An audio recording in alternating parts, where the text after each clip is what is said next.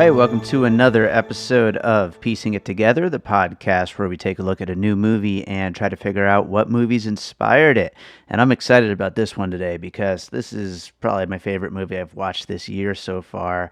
It's called The Kid Detective, starring Adam Brody, written and directed by Evan Morgan. It's this kind of send-up of the private eye detective kind of movie, but with a guy who used to be a famous kid detective who's now grown up and still coasting on his previous accomplishments, but is finally faced with a actual grown-up case to solve, a grisly murder, and it's great. It's so much fun. I hope more people discover this movie. If you haven't watched it yet, make sure to go check it out before you get into this conversation, because I want more people to watch this movie.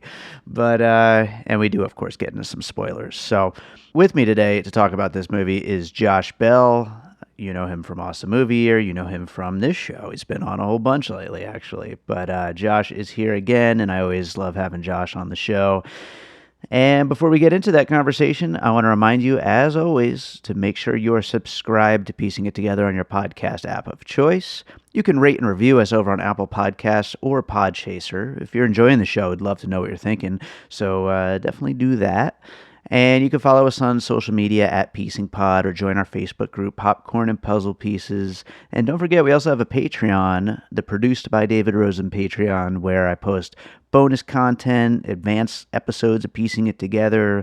We've got a new special Awesome Movie Year episode going to be posting there soon, as well as more of my album commentaries that I promised a while back and never got around to posting, but those are coming real soon. So lots of great stuff going up on the Patreon. So check that out, patreon.com/bydavidrosen. So that is that, and let's get into The Kid Detective. All right, so Josh Bell is back with us again. Josh, how's it going? Oh, not too bad. How about you? I'm doing great. I am entering the second month of 2021 with the same vigor I had at the beginning of 2021, which is not much vigor. No, I was just gonna say, so none, right? Yeah, I'm trying though. I'm trying to wake up and get excited. I mean, there are lots of good movies, and the reason I say that, aside from it being true, is that this movie we're about to talk about invigorated me a little bit because I loved it so damn much. All right, yeah, I liked it too, and this was a movie that people kind of slept on, I guess, a little, me included, when it came out in theaters last year. I remember the week that it opened, I had heard nothing about it. I just saw the listings on Fandango and I thought, what is this movie? And I assumed it was some kind of small, no budget, nothing production that we're getting suddenly opening in theaters these days because theaters will take anything. Right.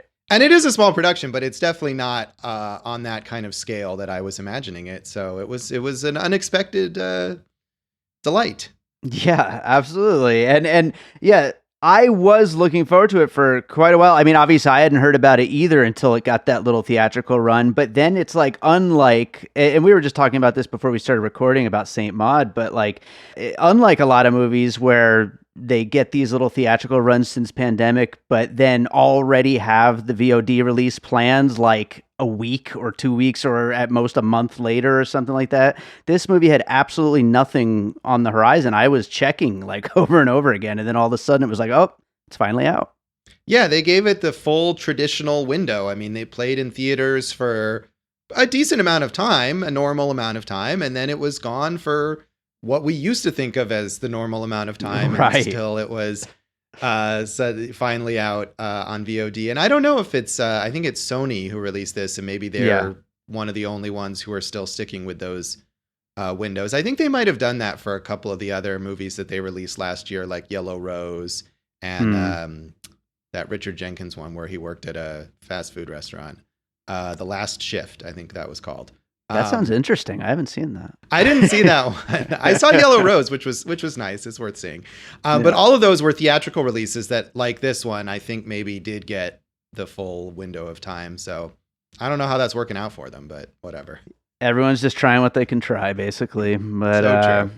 Well, why don't we start getting into some puzzle pieces here? We'll get into more of what this movie is all about along the way. But what do you got for your first puzzle piece for the kid detective? Well, my first one is probably the most obvious one, and that was mentioned in reference to this movie in almost every review. It's Mystery Team, which has a very, very similar premise, although treated much more comedically. And it's a group of characters who used to be these kid detectives. They solved crimes when they were kids. They had a little club, and now they're all grown up, but they're still fixated on the idea of solving crimes.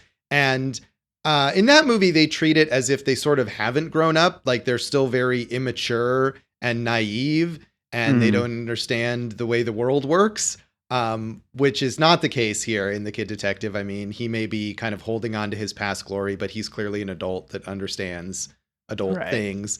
But that's part of the sort of the source of the comedy in that movie, that they then end up in this very seedy case that they're trying to solve. That is goes against all of their weird, wholesome values. And it's a fun movie. I feel like it's one of those movies, because it comes from a comedy sketch group, that probably would have been a great comedy sketch and is maybe not quite a great feature film, but it still has a lot of fun stuff. And Donald Glover is the most famous member of that group, who of course went on to do a lot of bigger things, but he's funny. So I would think that you probably thought of this one as well. Surprisingly, I've never seen it, but I saw it mentioned in a lot of the reviews, and I'm actually planning on watching it this weekend. I'm like really excited to see this movie. It sounds like it's going to be a lot of fun. It's totally up your alley. I feel like, you know, with all of the things that we've gotten from you on Awesome Movie Year about your your picks that we end up watching, this is 100% within that realm. Awesome. Well, I'll go for my first pick. This is the first thing that kind of came to mind for me once I started watching the movie, and that is Shane Black's The Nice Guys, which is a movie, as you know, I absolutely love. I think is probably the funniest movie of the last 10 years. And it's just this great example of private eyes just not being great at their job, but kind of fumbling their way through it and saving the day and succeeding anyway. And the jokes in this movie and The Kid Detective, it is a very dry movie. And I could see where some people would, you know, kind of not like really dig into the particular brand of comedy, but there's so much funny in this if it's on your wavelength, I guess. Like there's so many quick little bits and pieces, and like there's visual gags, there's big swing for the fences jokes. There's just a lot of funny baked into this movie, and it's just a matter of getting on its wavelength to like really find all of it. And I feel like that's, you know, kind of in that Shane Black tradition of just quick, zippy one-liners and just so many little things just baked into it for you to find. And I just love it. I love that kind of thing. Yeah, that's I like that movie a lot too. It's a lot of fun. And I'm not sure if The Kid Detective is quite as like quick-witted as a Shane Black movie. I mean, that's okay. That's not a problem. It's like you said, it's a bit drier. I think it's not as fast-paced and zippy with the jokes or as a Shane Black movie, but definitely I can see that that link there. And The Nice Guys is great. Oh yeah, so good. And I will say that a lot of the things I just said are going to work their way into some of my other puzzle pieces. But why don't we move on to your next piece, though? All right. Well, yeah, I think I also eventually came up with a bunch of things that were kind of similar, but that's okay. Yes. So my next piece is one that I've brought up before on this show, and that is Rian Johnson's Brick, which is, of course, a combination of the teen drama, the high school set teen drama, and the hard-boiled neo-noir. And Brick is not a comedy, although it is amusing in its way, in part just because of the juxtaposition of the genres. Sure. And it has a teenage main character, but in a weird way, you could imagine the main character from Brick growing up to be the kid detective, to be character in this movie. And I think as much as The Kid Detective is funny, as you say, and it's got a lot of jokes, and it's a comedy, it's also quite dark in many ways, and it certainly follows in that noir tradition, in that hard-boiled tradition, even if the dialogue isn't as stylized as the dialogue in Brick. So I think there's that connection here. And again, the idea of like sort of mixing those genres or putting something that people think of as frivolous into a genre that's very serious, and how they combine, I think is something that Brick does well. Sure, yeah, and Brick was on my list as well, and I think one other thing to add to that, you mentioned about, how dark this movie does get, and I think that the idea of setting it in, a world that's predominantly filled with kids, because this is set around the school, that really just helps to amplify just how dark this thing gets once we get into the ending and, finally solving the mystery and, holy shit, they went there, and it really just, it probably wouldn't be as dark of a movie if it was all grown-ups. It's like that just makes it, extra. Right, exactly. And the fact that he could have taken on a murder case of adults being murdered in this movie, but the way that it connects back to the school and it's a case that's brought to him by a teenager certainly amplifies that. So I will go on to another piece here, and so I'm going to go with The Big Lebowski for my next pick. Another movie from this tradition of these kind of neo-noir, like inspired by all of these classic detective movies, but with a protagonist who's not your traditional, classic detective mystery protagonist. And the dude is this guy who kind of like just lives in this perpetual adolescence in The Big Lebowski with no intentions of growing up. I feel like Abe, the Adam Brody character here in The Kid Detective, he wants so badly to grow up, and it's kind of the opposite in a way, but he's just kind of, stuck. He probably isn't good enough really to be that next stage of being a grown-up detective, and that's why he's stuck in this kind of routine that he's found himself in. And at the end of the movie, this ending, which I think is just absolutely perfect. And I mean, we'll probably spoil it along the way in this conversation, spoilers always on piecing it together. But, I just think it ends so perfectly where he's just so not ready for what he is just, not only uncovered in the case itself, but in himself being a part of that kind of a process. He's just not ready for that. And I love that so much. And The Big Lebowski is kind of almost the opposite in a way, but still living in the same kind of world. Right. Yeah. Lebowski never really succumbs to any sort of despair. He's always the dude. Yeah. At every the moment. Dude abides. He abides. Abe is not able to abide, I think, is what happens here.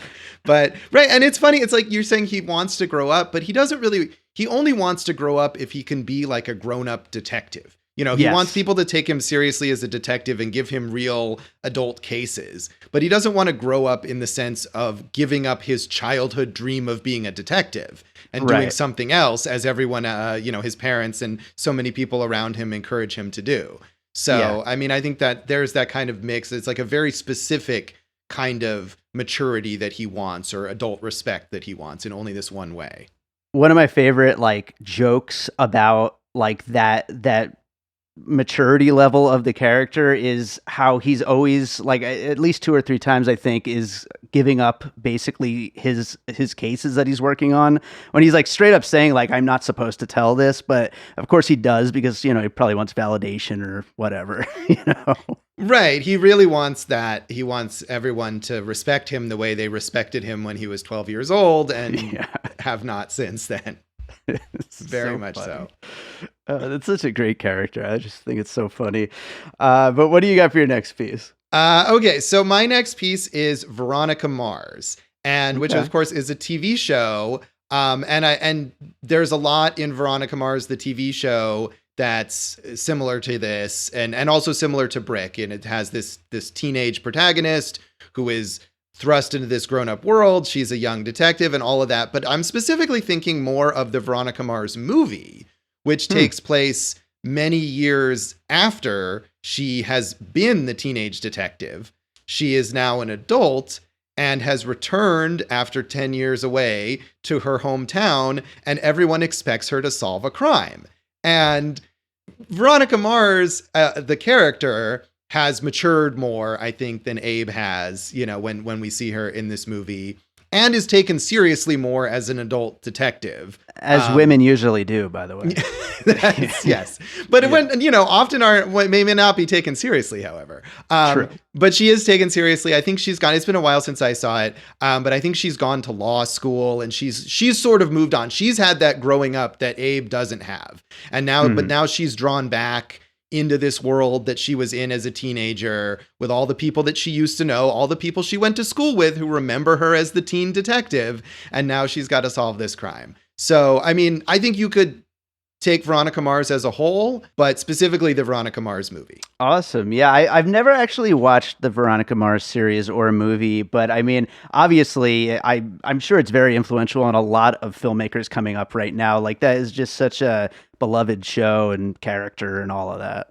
Yeah, and they did a good job, I think, they brought it back for that movie, and then they brought it back again not that long ago for another, like, mini-series, and it was one of those things where you think, should we really bring this back? Is it going to be as good? But I feel like they've done a good job of progressing her as a character, just like I was saying, she's not just the same person doing the same things, but it's still got a similar tone. So I would recommend Veronica Mars. That's cool, and that's a good thing that a lot of TV shows come movies don't always get right. Having the character do something new other than just trying to recapture the series. Right. I mean, there was a lot of that too. Believe me. If you watch that movie, it was a crowd-funded movie, so it was all like fans who made it happen, and it has tons of callbacks and a bunch of characters who probably didn't need to appear, but appeared because fans love them. But it still, I think, does progress the character.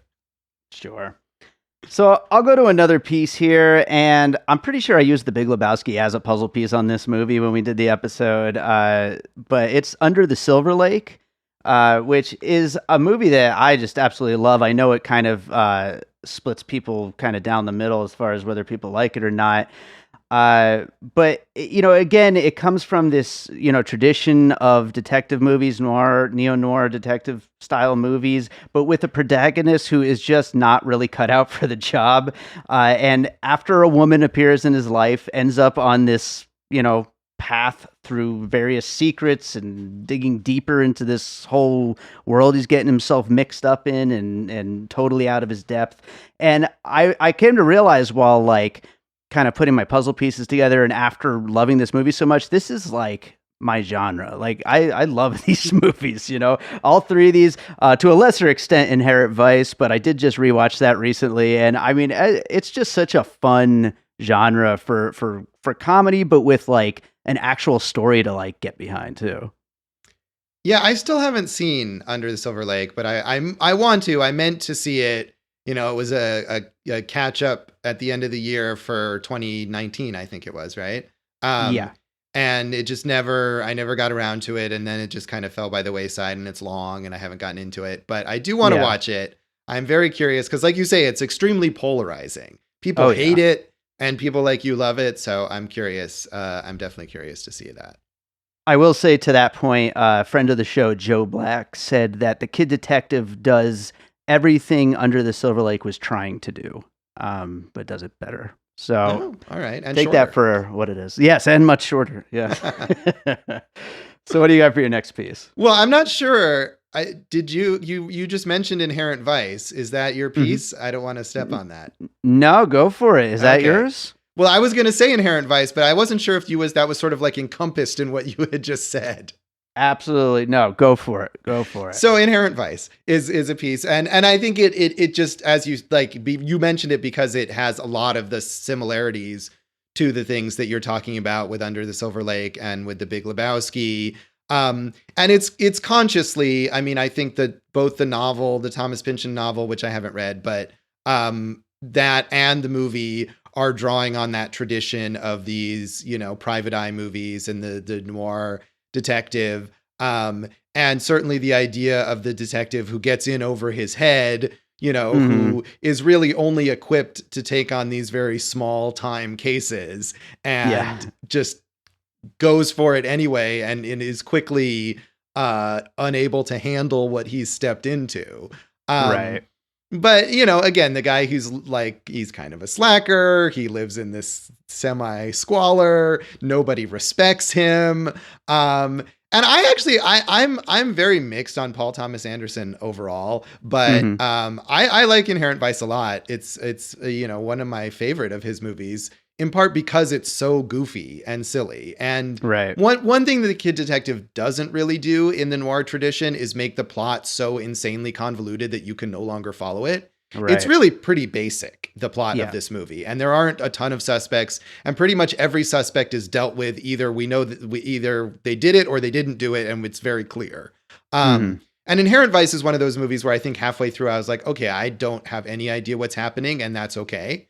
And I think that's really the only way to watch that movie.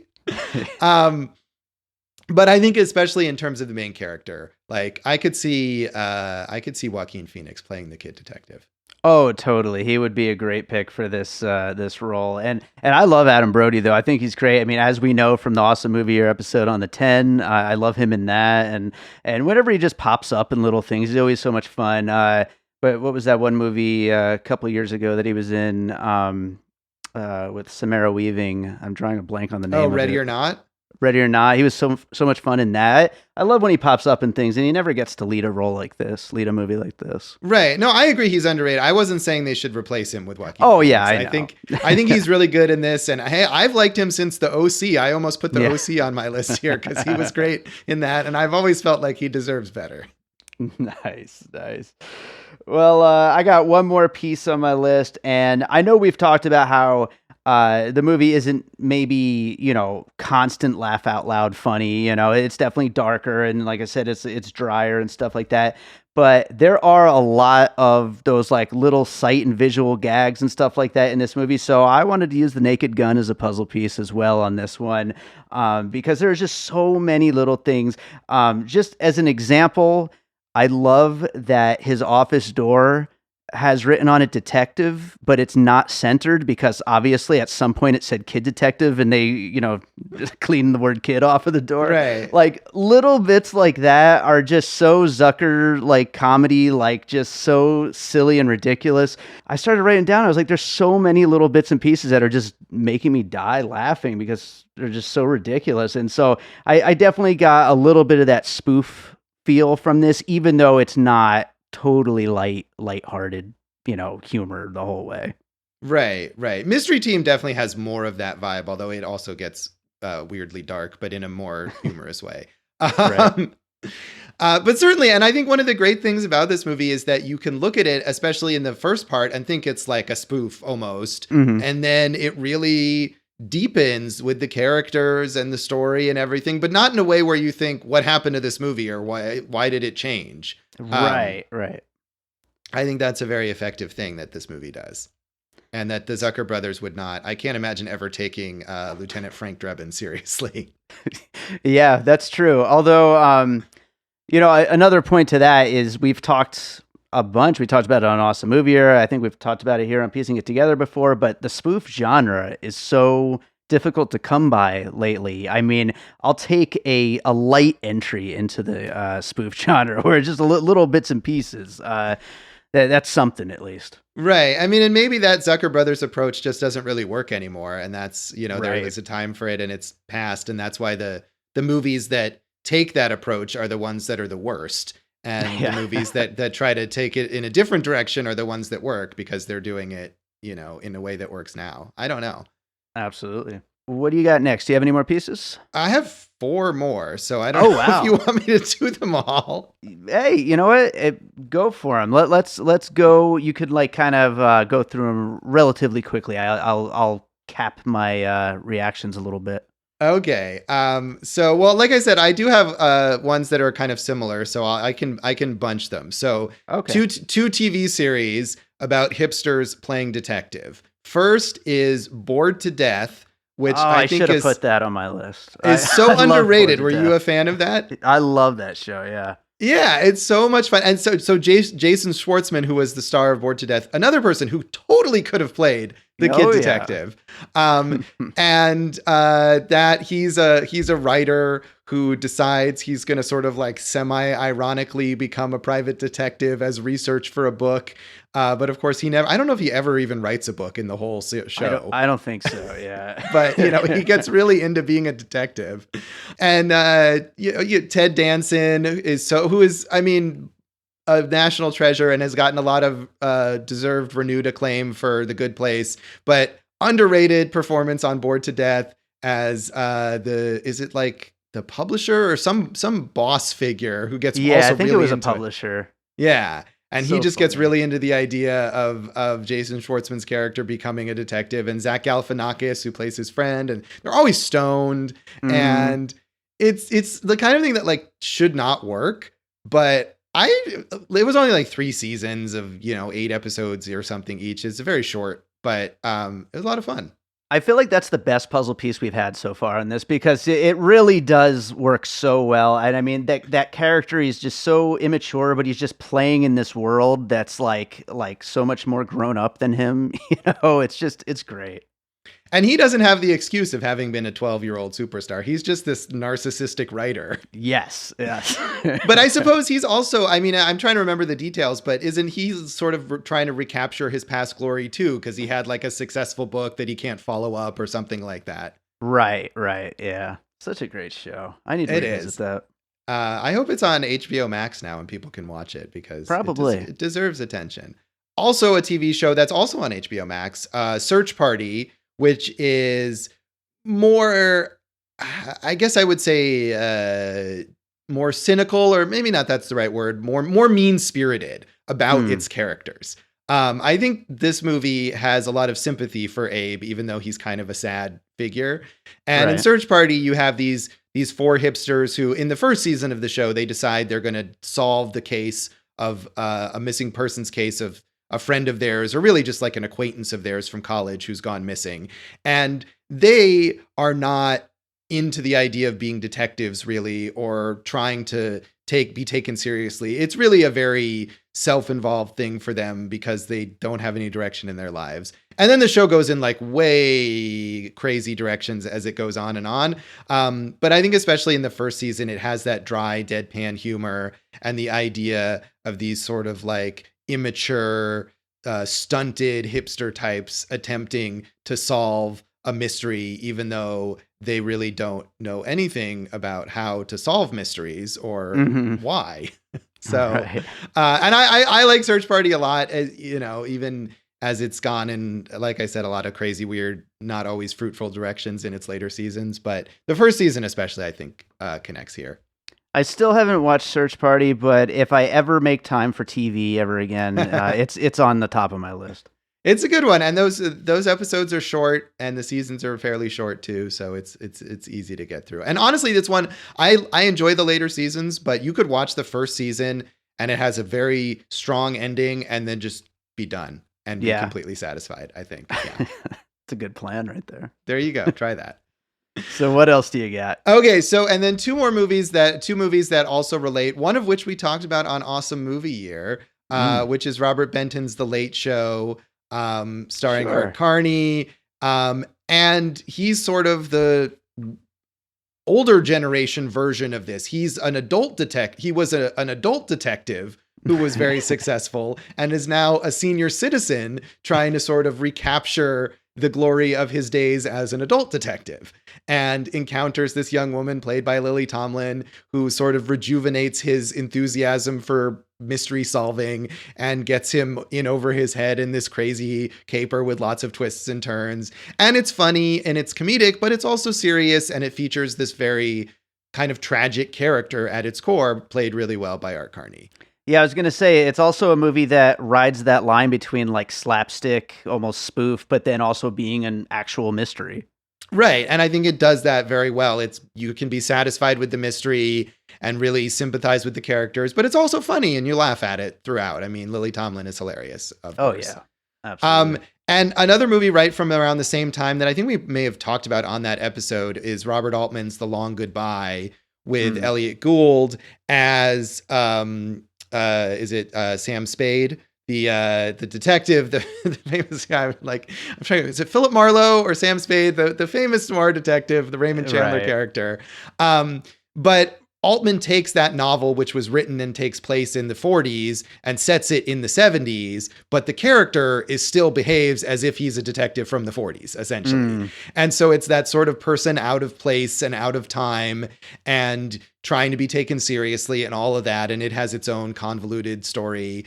But I think both of those movies that came out, around the same time or within a year or two of each other, were trying to sort of interrogate that idea of the noir and the private eye story from the 1940s, which in a way this does too.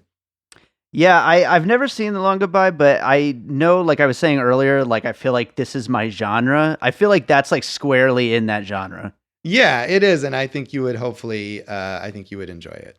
Yeah, I gotta watch that sometime soon. Well, I will go ahead and do the finished puzzle, and then we'll get into some closing thoughts here.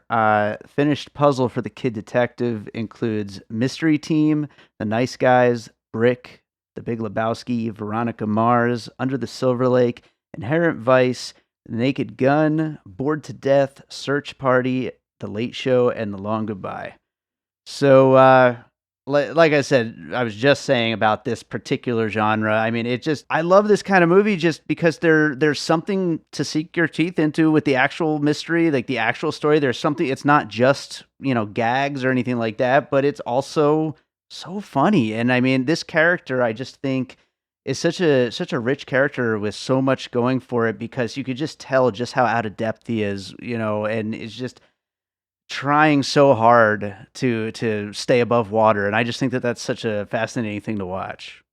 Yeah, I didn't like it as much as you did, just because you seem to have I love it. Gone crazy for it. Yeah. But I liked it a lot. I mean, I had heard positive things, but I was kind of unsure. And I watched this as sort of a last minute scramble when I was trying to find something to recommend in my weekly TV segment.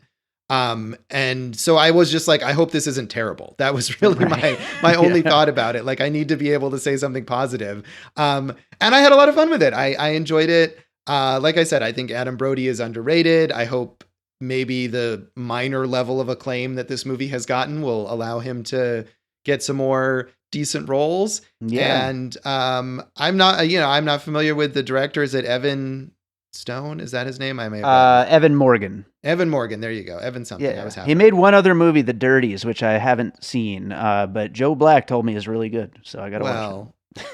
I don't know if that's a good or bad thing, but Joe likes a lot of very weird movies. He does indeed. But I mean, based on this movie, I look forward to seeing what he does next. So yeah, I would recommend it. It's, as we said, it had that full theatrical release, but who's going to theaters right now? So if you maybe forgot about it, it's now on VOD, and it's definitely worth a rental. Absolutely. Well, Josh, what is another movie you watched recently you'd like to recommend to our listeners? So I'm going to recommend, why not, the other movie that I recommended alongside this one in my TV segment the week that it opened. It was a movie that I also reviewed in my VOD column at Crooked Marquee, where I usually try to find really like small marginal movies to focus on. And I hadn't realized how much this movie would appeal to weirdos. Apparently, it's called PG Psycho Goreman. It was recently out on VOD. And I think it's one of these movies that, like, obviously is engineered to have a cult following. And a lot of times I find that really annoying. But I think this movie is a lot of fun. The idea here is that these two young kids, and it's also in a weird way like The Kid Detective in that it puts kids in this grown-up context. These two kids uncover this ancient evil alien who is intent on destroying humanity, but because this little girl has this gem that controls him, instead she like makes him play games with them and become their friend and tag along with them everywhere, but he's this giant monster and is very violent, and it doesn't shy away from that. And this little girl is essentially a sociopath, so she might jump rope with him, but then also have him tear some people's arms off. Nice.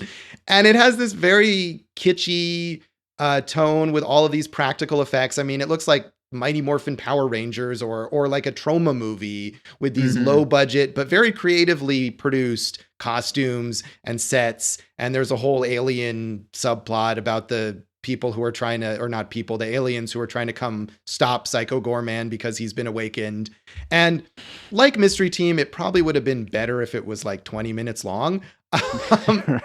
But it's still a lot of fun. It's the kind of movie that if you watch the trailer and you think, I would love this, you will love it.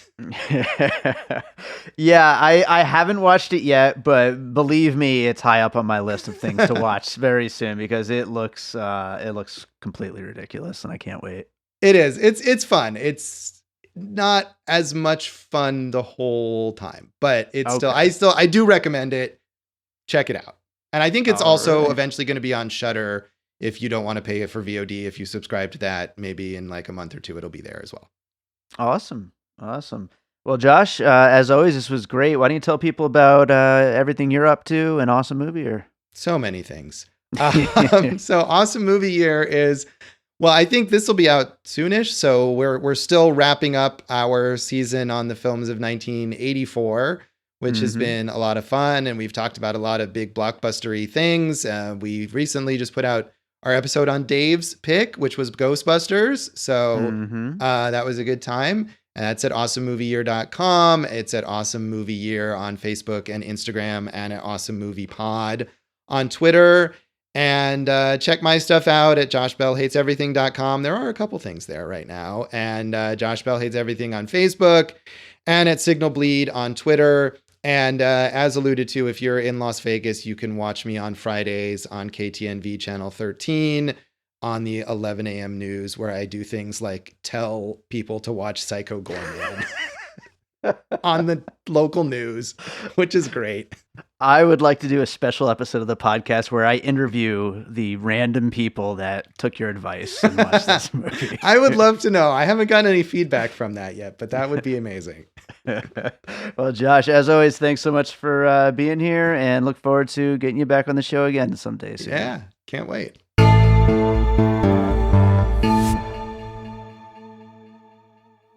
Hey guys, I'm Sarah. And I'm Stephanie. And we're the hosts of Dead Time Stories. Dead Time Stories, with a Z, is a weekly podcast where we tell you stories of ghosts, hauntings, mysteries, conspiracies, the supernatural, paranormal, the generally eerie, spooky, and all around weird.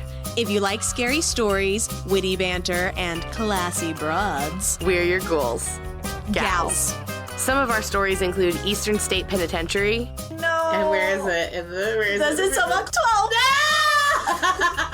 The Gettysburg Dime Museum. They were like, show starts at 5, Mr. President. He was like, thank you, 5. No, 70. He was like, thank you, 5. Fort Mifflin. So the Americans burned down their own fort. They were like, oh, you British want this? You want this? Come and get Welcome to Philly. And more. New episodes are posted Thursdays at midnight on iTunes, SoundCloud, Google Play, and Stitcher.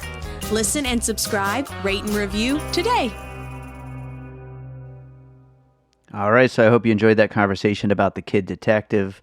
Like I said at the top of the show, if you haven't seen it yet, make sure to go watch it. It's such a fun movie, and I am looking forward to watching it again soon. So that does it for today. Thank you, as always, to Josh Bell for joining me for that one. And for everyone listening out there, if you ever want to, get in touch, either you've got some puzzle pieces you think we missed, or maybe you want to join me for an episode. I'm always looking for new co-hosts. Definitely get in touch. You can, of course, tweet at us at PiecingPod, or join our Facebook group, Popcorn and Puzzle Pieces, or go to my website, piecingpod.com, and you can contact me through there. I always love hearing from people, hearing how they're enjoying the show and their thoughts on everything we're doing here. So definitely get in touch. And don't forget to get subscribed wherever you listen to podcasts. Also, there's the Patreon, produced by David Rosen, with lots of great content from Piecing It Together, Awesome Movie Year, my music career, and plenty more coming soon. So lots of cool stuff over on the Patreon for you to check out. So that does it for today. Let's close this thing out with a piece of music. And I think I am going to go with, for For this one, for this neo-noir style film, I am going to go with the music from a short film that was actually co-written by Josh Bell and his Awesome Movie Year co-host Jason Harris, called Rick Thunder, that I did the music for. This was a couple years ago. It's been playing in the festival circuit, and this is the noir style music that I made for it. So this is Rick Thunder. I'll be sure to share a link whenever it's available for everybody to check out online, and enjoy it. And we'll be back with more Piecing It Together coming up real soon.